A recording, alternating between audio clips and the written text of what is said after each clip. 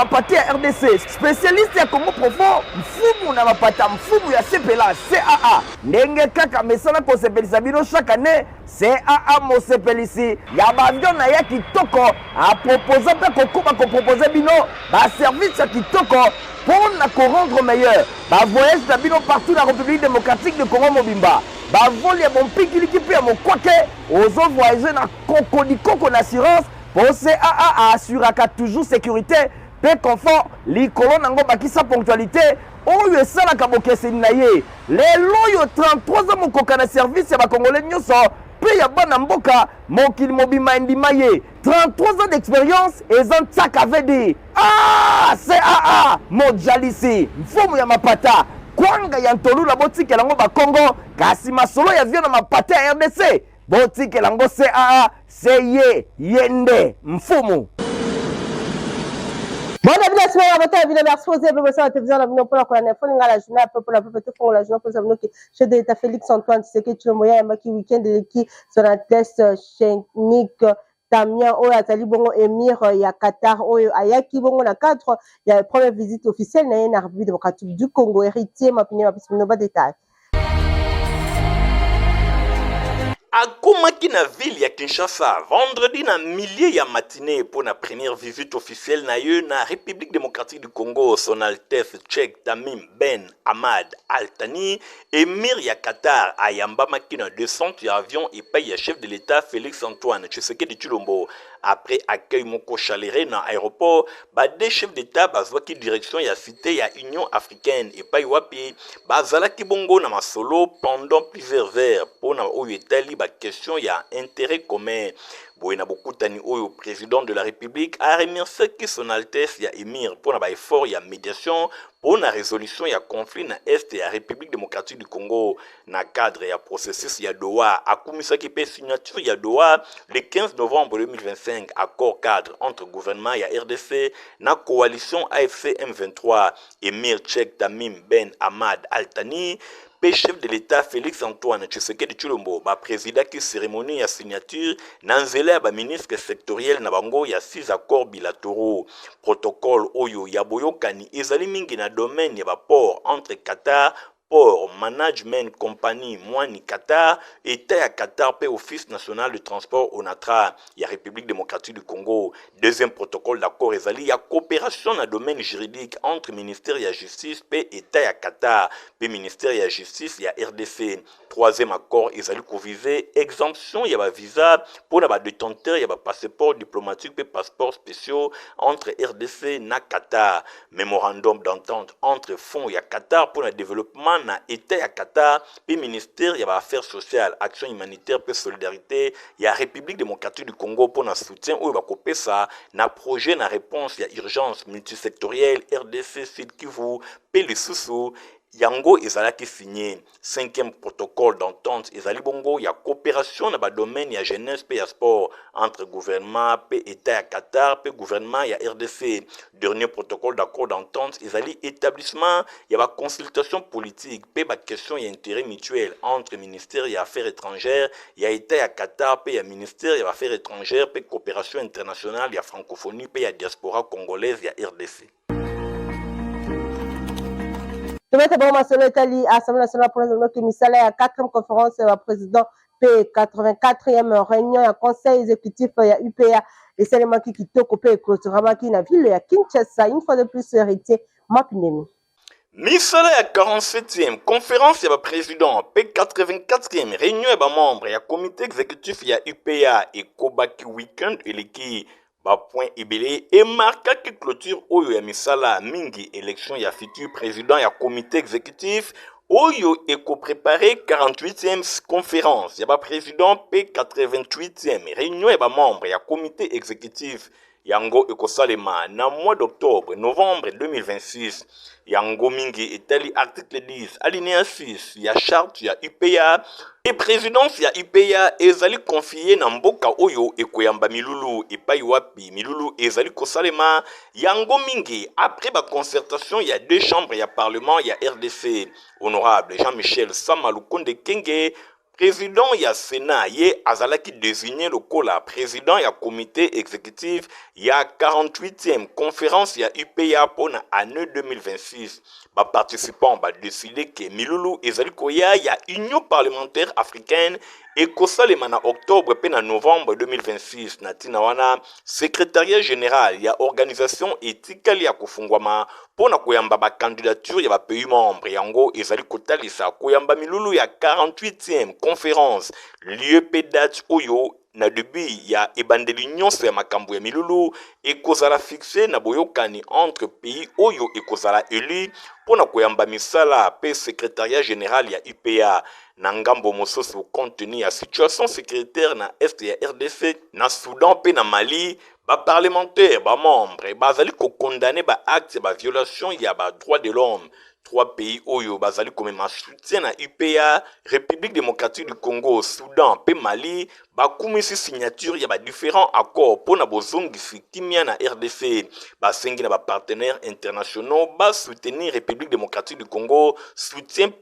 Soudan pe Mali pona retour ya kimia na bamboka oyo na ngambo na bango basi ba femme parlementaire ya UPA ba condamné ba acte ya violation ba droit de l'homme ba traitement mabe oyo ezali imposé epai ya basi bana na bamboka oyo rébellion ezali kosalema mingi na République démocratique du Congo, Soudan pe Mali. Basi oyo ba memi soutien na bango epai ya ba femme congolaise oyo bazali kosubir ba acte ya violence na est ya RDC. Na kombo ya ba jeunes africains, organisation ya ba jeunes Union africaine nanzela ya porte-parole bango pe batalisi présence ya ba autorité mingi ya bilenge na présidence ya république pe na chambre ya parlement. Boye jeunesse ya Union africaine basengi na ba responsable ya IPA bata en place mécanisme moko ekoki ko regrouper bilenge pe lisusu ba se retrouver ba moyen encadrement pour na épanouissement na bango pambate ba jeune bazali majoritaire na continent. Message ya félicitations pe encouragement et pa ya ba autorité ya mboka na biso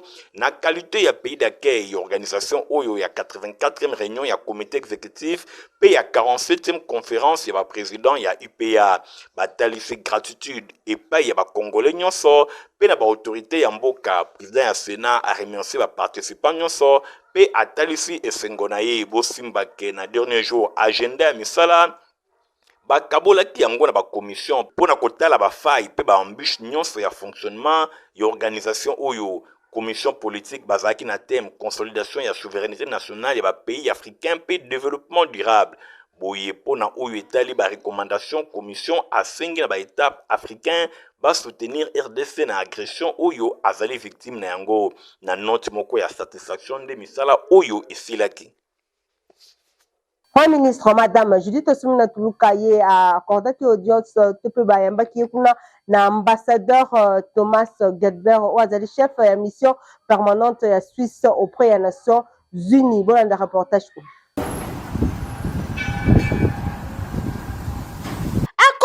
Audience na Suisse, Premier ministre Madame Judith Suminwa Tuluka ye a solo la ki na Genève na ambassadeur Thomas Gelbert, chef de mission permanente ya Suisse auprès des Nations Unies. Dans entretien na bango ezalaki axé sur renforcement et partenariat République démocratique du Congo na Suisse autour ya enjeu locaux la paix, sécurité, action humanitaire na Est République démocratique du Congo. Balobela ki coopération trilatérale République démocratique du Congo, Suisse, ONU et Sengeli Bongo ezala renforcé. Babetaki lisusu lisolo ya appui ya Suisse na ba effort ya stabilisation. Engagement humanitaire helvétique ezala bongo réaffirmé. Balobela ki lisusu priorité ya réponse durable na kati ya crise oyo ezali kosalema. Suisse à maintenir présence na ye na ba moment le plus difficile pe à continuer ko investir pour na ko soutenir population congolaise. La caisse nationale de sécurité sociale des agents publics et l'État Saint-Sapna Mokuse Baza Kokoba expansion ya ba réseau na ye na ba différentes provinces pour na ko bâtir état social. Nadine National héritier ma premier ma petit ne pas détail. Kasai wakuta Shilabo centre monena mwi réseau ya ba agence après matadi peki quit ba étape ya Kananga pe ya Chikapa et komi bongo na succès moko ya makasi. Na Congo profond mingi effervescence permanent ezali komona na suite na ba réforme sociale oyo ezali impulsé epai ya président de la République Félix Antoine Tshisekedi Tshilombo. Bosimba pe boyebake na marge ya vision ya chef de l'État natina wana caisse nationale de sécurité des agents publics de l'État SENSAP na mokuse bazali kokoba expansion na bango na niveau ya ba réseau à travers mboka mobimba mingi penza na bit ya kobatir un état social. Bosimba pe boyebake après ville ya Matadi na province ya Congo central qui quitte na Kwilu ba village ya Chikapa na Kasai Kananga na Kasai central bango pe na ngambu na bango bayambaki ba étape majeure ya réforme oyo ya proximité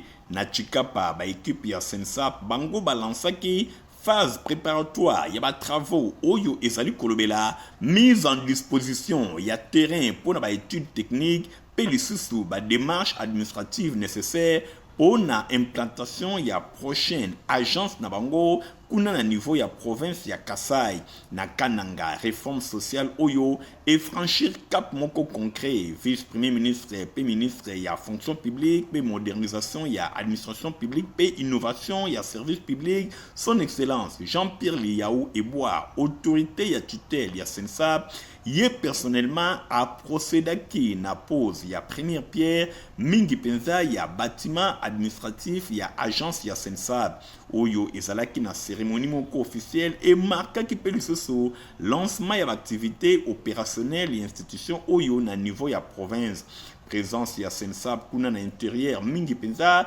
ezali ko constituer levier ya décentralisation ya ba services publics sociaux pe na réponse mingi penza na ba frustration oyo ezalaki tango molai et pa ya ba fonctionnaire pe ba agent ya l'état mingi babande ko déplacer na Kinshasa pour na ba moindre formalité na titre wana top manager ya SENSAP Junior Matamelenga yepe amankaki te ko saluer avancé oyo lokola tournant moko décisif na couverture nationale ya institution oyo pe azali ko rappeler expansion na yango pour na encourager volonté ya ko renforcer bonne gouvernance pe transparence avec l'unité na gestion ya ba droits sociaux. Boye natina wana SENSAP azali ko confirmer pilier na ye pour na kotonga gouvernance sociale pe équitable et pa wapi chaque agent public ya l'état a coquille désormais ko espérer ko bénéficier ba droit pe d'unité sans exclusion sociale. SENSAP tous solidaires,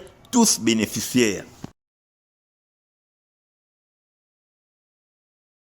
Honorable Maotone élu ya commune ya Selemba ou akitaki na terrain mikolite koleka elongo na ba technicien OVD po na kotala ndenge kuna makambo etali curage et Gor Ntingi aritima pinde Christian Kengebeni. Molobeli ya commune ya Selembao honorable Maotone du les responsables papa Selembao azali kolala te Bosimba pe boyebake jeudi 20 novembre 2025 akitaki elongo na ba agent ya OVD awa na commune ya Selembao mingi penza na rivière Kalamu na ba différents quartiers lokola Iradi Pulumbambu pe bongo na bongo ezali pona kotala ndenge nini mikolo ezali koya ba engin ya OVD ekokota na rivière Kalamu pona kokire yango enfin ke ba inondation enyokola lisusu population te honorable Maotwene akotaki na kati ya mai botela bino moko azali kotambola elongo na délégation ya OVD pona kosala ba étude ya faisabilité nyonso wana impressionnaki population to bavandi ya commune ya Selembao oyo babetaki maboko balobi honorable Maotwene papa Selembao bazali kobetela etolo na ndenge ya kosakana te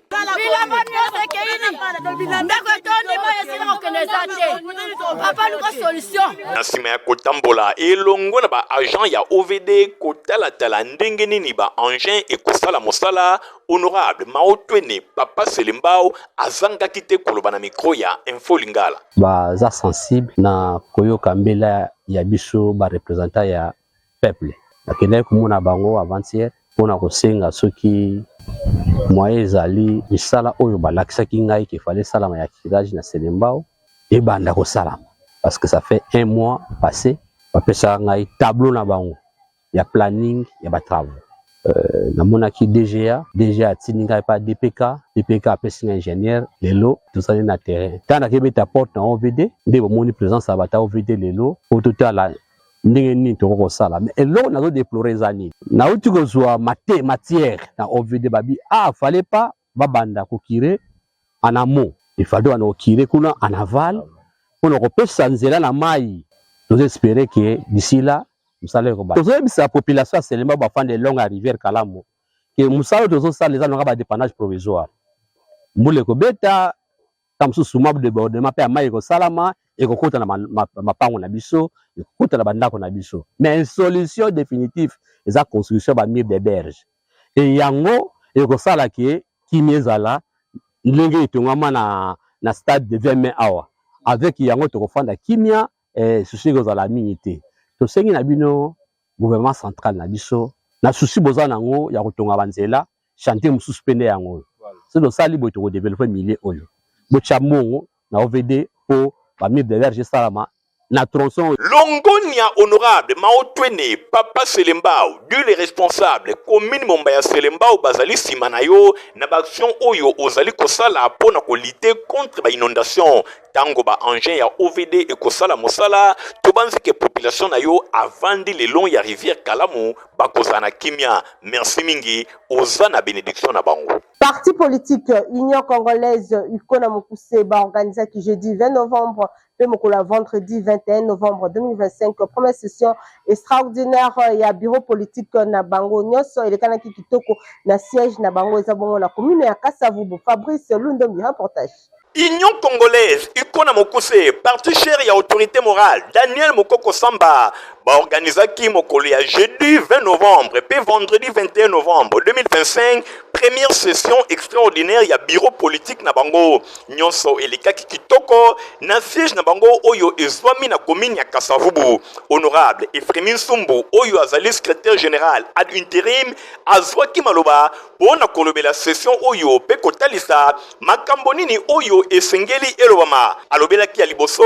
renforcement ya unité na kati ya parti, redynamisation ya ba structure nyonso pe borgane na kati ya parti na bango Union Congolaise. Ya misatu ouverture vers l'avenir pe innovation politique na kati ya parti na bango babengi iko. Atalisaki bango nyonso esengeli batelemela division, pamba te division ekoki kozala na esika soki mokete na niveau ya parti na bango. Oye secrétaire national oyo azali kotala makambo etali école du parti Maître Gerda alobelaki idéologie ya parti pamba te membre to cadre nyonso esengeli ayeba ndenge ni parti ezali kotambola. Nyonso elekaki pe na présence ya trésorière générale ya parti Madame Emile Mukoko pe tomonaki présence ya directeur ya cabinet ya professeur Daniel Mukoko Samba na compte ya parti Maître Clinton Banama. Nyonso elekaki vraiment kitoko bongo na sima bapesaki maloba epai ya ba secrétaire exécutif provinciaux ya chaque province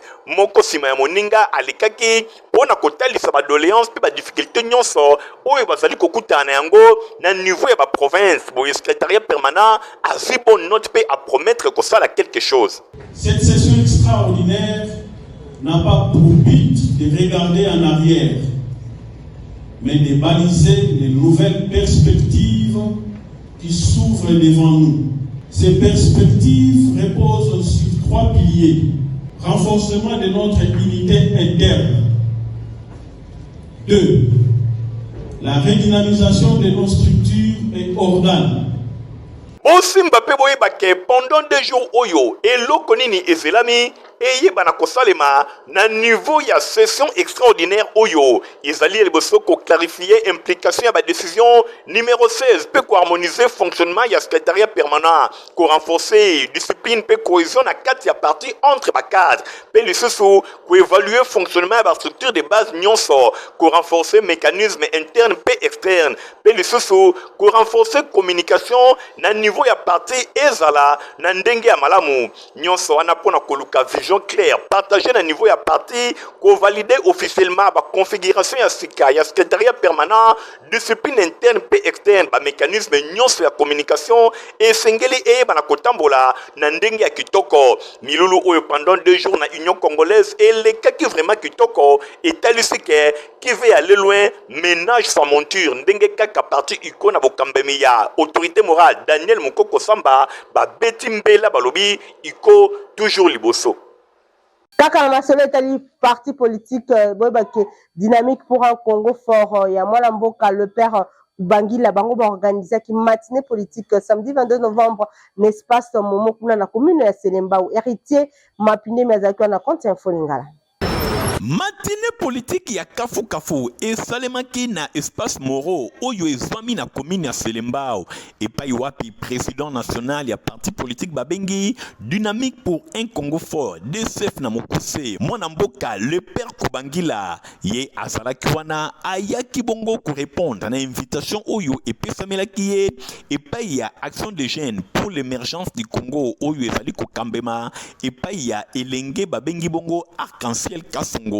ezalaki na tina ya pona président national ya DCF parti oyo ezwami na plateforme lamuka ya président Martin Fayulu Madidi pona ko animer matinée politique oyo thème ezalaki bilenge balobi non à la balkanisation pe bilenge basengi dialogue inclusif pona kosunga mboka na biso République démocratique du Congo na bokomi na ye président national ya DCF le père Kubangila ayamba makina ndenge akosakana te mbala moko azwaki maloba pona ko animer matinée politique oyo na thème bilenge balobi non à la balkanisation pe basengi dialogue inclusif azwaki maloba pona kotalisa eloko nini ezali ko menacer mboka na biso na balkanisation eloko nini esali ke bandeko oyo bazwami na est ya RDC basimba minduki boye atalisa ki polele ke mboka na biso bato nyonso esengeli bayeba na kotelemela mauvaise gouvernance oyo ezali ko caractériser mboka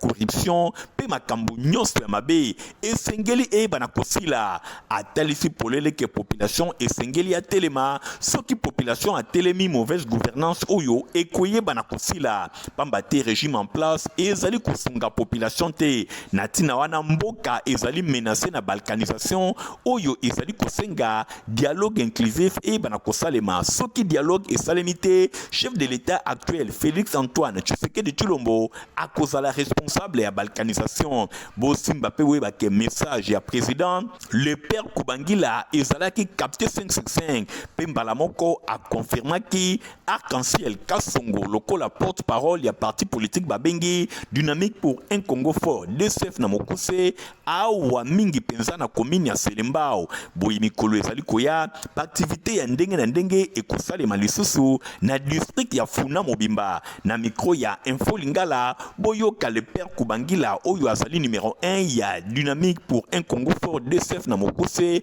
ndenge alobi activité ya lelo hormis sensibilisation sur les non à la balkanisation et aussi appel au dialogue inclusif, c'était aussi l'intronisation de notre porte-parole du parti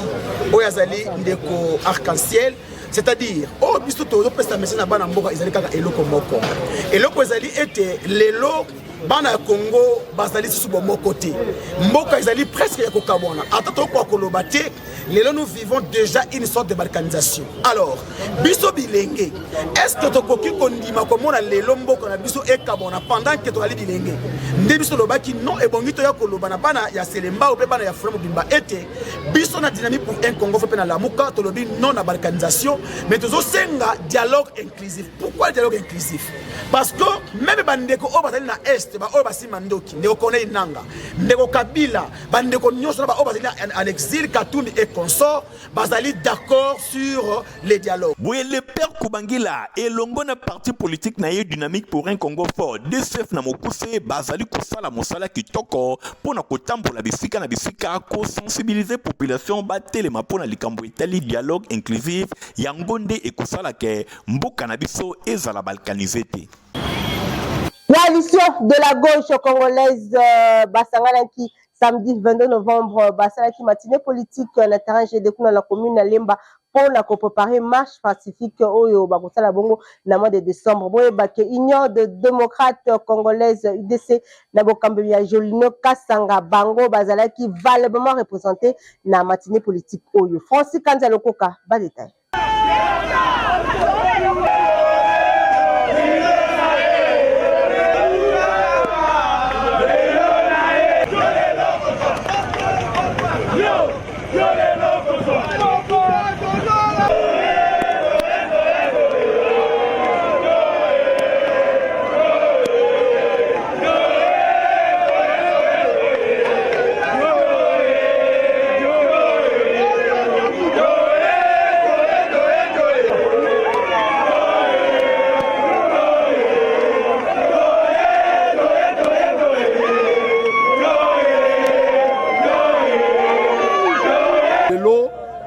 ezalaki journée monene ya matinée politique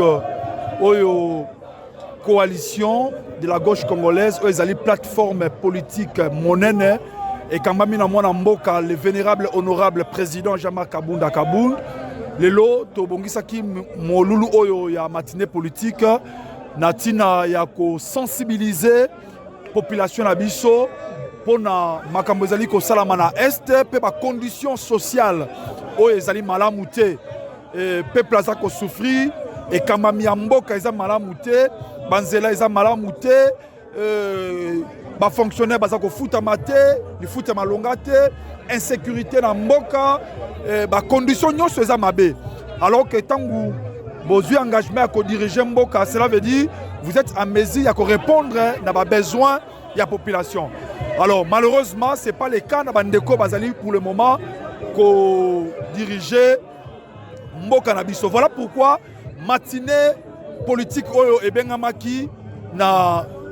coalition de la gauche congolaise pe une façon pour na biso ya ko annoncer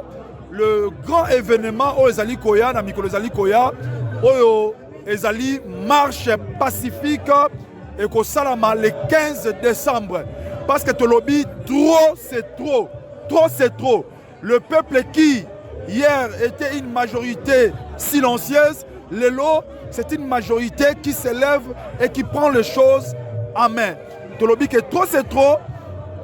Le 15 décembre bisonyonso na balabala elongo na mwana mboka Jean-Marc Kabunda Kabunda na tina ko réclamer bitumba oyo ezali na est mboka na biso et si là et le seul moyen auto estimer que ko sila malamu ezali tokele na dialogue parce que ndeko Tshilombo Tshisekedi na nanga bazali ko kosa biso bazali ko kosa peuple dans le sens que bango bazo profiter na bitumba oyo Tshilombo pour se maintenir na pouvoir pour na ko zoba dividende ya bambongo ezali ko bima pour na guerre parce que moto contrôler azalité et de l'autre côté nanga azu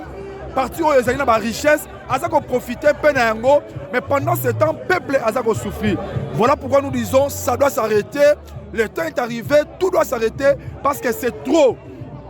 c'est trop. Compagnie africaine d'aviation CA m'a poussé 33 ans d'existence banda babandi service na bango pour la population baza toujours au sepelisa bango. Reportage. Leader na mapati ya RDC, spécialiste ya Congo profond, mfumu na mapata mfumu ya sepela CAA. Ndenge kaka mesala ko sepelisa bino chaque année, CAA mo sepelisi ya bavion na ya kitoko a proposer pe kokuba ko proposer bino ba service ya kitoko pour na ko rendre meilleur. Ba voyage na bino partout na République démocratique de Congo mobimba. Ba vol ya bon pikiliki pe ya mokwake ozo voyager na Coco d'assurance. Pour CAA assuraka toujours sécurité, pe confort, likolo nango bakisa ponctualité, oyo esala kabokese naye. Lelo yo 33 ans mokoka na service ya ba congolais nyoso, pe ya bana mboka mokili mobima ndimaye. 33 ans d'expérience ezan tsaka vedi. Ah, CAA mojalisi, mfumu ya mapata.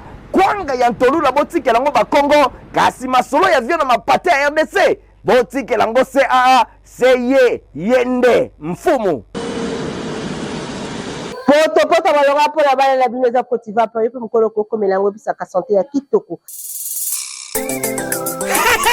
Protivap encore et toujours. Oyo mama bituna tuna aye bakate tirero apesa mwana ye bire. Ebe na santé kitoko boye. Olesaka nini?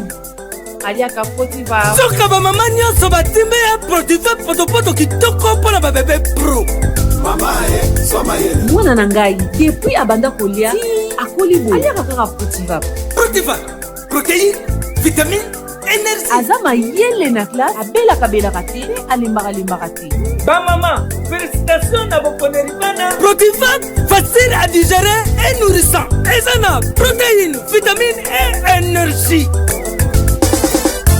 Bébé na yo kitoko ninyo esakaye baba ingakango santé kitoko nzoto makasi matemi disa mama tetsa mwana sukana mbimbi oyo sukana mbimbi wakusa Protiva pro bébé pro. na masolo ya sport oyo bake match betamaki weekend eleki mpona compte ya cercle nyonso elekalaki na terrain bondo kuna na commune ya ngiringiri équipe ya espoir de Kimbangu elongaki bongo na 2-1 liboso ya équipe ya bénédiction de Kimbangu. Reportage Merline Massamba. Ouverture ya saison sportive 2025-2026 et salemaki weekend eleki na terrain bondo na commune ya Ngiringiri pour na compte ya cercle de jeunes na makambo itali football bosimba pe boyebake ezalaki na présence ya autorité ya ndenge na ndenge oyo bayaki ko assister na milulu oyo lancement ya saison esalemaki pe na mbala moko kondongwana ezalaki entre équipe babengi Espoir de Kimbangu elongona équipe ya bénédiction. Match ezalaki vraiment très équilibré ba jeune bazali kolakisa talent na bango malgré ba difficulté ya ndenge na ndenge oyo bango bazali na yango ba autorité ba invité pe batu ya ndenge na ndenge bazalaki impressionné na spectacle oyo ba jeune bazali kotalisa. Score esukaki na 2-1 en faveur ya équipe babengi Espoir de Kimbangu. Bosso ya équipe ya bénédiction nyonso elekaki vraiment kitoko na suka ya rencontre oyo ba coach ba équipe nyonso mibale bazangaki te koloba. La première journée c'est là du coup tu as 3 points donc ça là bien le monde que tout ça moi changement moi changer match c'est moi bien tout est là bon là ça va bon pour tomber dans ma cage la technique et tout ça tout taquer mal on a ça les fort tout ça des la journée des à difficile des à difficile seulement on a sous 4 années en gros des à difficile mais c'est ça championnat du super PP quand si va respecter les aga va y ko gérer non match na placement sur le terrain ils ça les faut tout améliorer on a match où il y a tout ça d'abord la CPL pour la ouverture et Salabi hein mon premier souci est allé Nazako benga ba notaire na biso na ba homme d'affaires ya commune na biso on a soutien. Bosimba pe boye ba que saison sportive est démarrée au lieu de 36 équipes mobimba oyo ba ko participer na tournoi bosimba que jusque là kaka 4 équipes ya pamba nde ba kendaki test médical oyo esalaka avant ba banda saison ba yeba état de santé ya athlète moko na moko kuna na centre situation oyo ezali ko pesa ba responsable ba équipe pasi nde bazali ko senga na ba autorité pe bato nyonso ya bonne volonté bayeba na kosenga bilenge oyo bazali komi pesa na cercle pambate yangonde ezali pépinière ya ba équipe minene oyo tozali komona na EPFK na Linafoot. Pourquoi pas ba kosunga Léopard ya République démocratique du Congo mikolo ezali koya.